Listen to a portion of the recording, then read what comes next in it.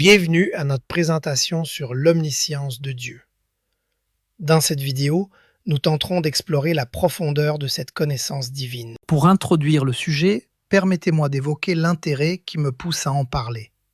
En effet, dans Jean 3,17, il est écrit « Or, la vie éternelle, c'est qu'ils te connaissent, toi, le seul vrai Dieu, et celui que tu as envoyé, Jésus-Christ. » Pour le chrétien, il devient alors une obligation de chercher à comprendre ce qu'il peut connaître de Dieu.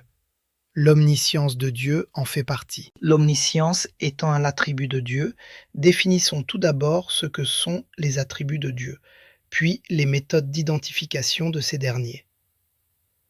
Les attributs de Dieu se définissent par ses caractéristiques essentielles. Pour les identifier, il est essentiel d'examiner des sources fiables et des méthodes appropriées.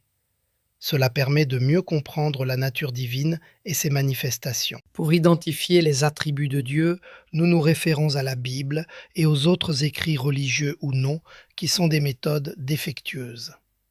Nous nous appuyons principalement sur les Saintes Écritures. Cependant, il est crucial de reconnaître et d'éviter les méthodes défectueuses car elles peuvent conduire à des interprétations erronées. Les méthodes qualifiées de défectueuses incluent les méthodes scolastiques et les méthodes modernes.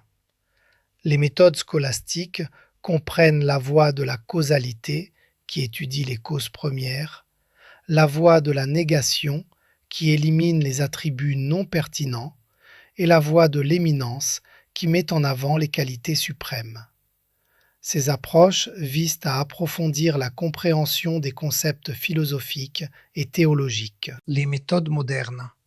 Celles-ci incluent la voie de l'intuition, qui valorise l'instinct, la voie du besoin, qui se concentre sur les nécessités humaines, la voie de l'action, qui privilégie l'engagement pratique, et la voie de l'amour, qui met l'accent sur les relations affectives.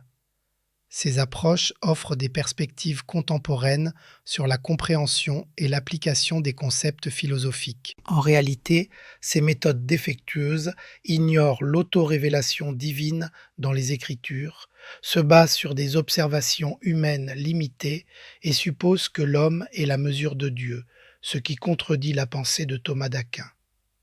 Elle privilégie l'immanence divine au détriment de sa transcendance. Maintenant que le cadre est planté, ouvrons notre discussion avec cette question fascinante. Un Dieu omniscient peut-il éprouver des regrets? Mon but dans cette présentation n'est pas de prendre parti sur le sujet, mais plutôt d'attirer l'attention sur certaines interprétations que je crois justes et sincères. Pour ce faire, nous présenterons des affirmations sur la prescience et l'omniscience de Dieu, ainsi que des passages bibliques illustrant la flexibilité de Dieu. Dieu démontre sa souveraineté dans la création et dirige l'histoire. Il possède une précognition des actions humaines et un discernement du caractère humain.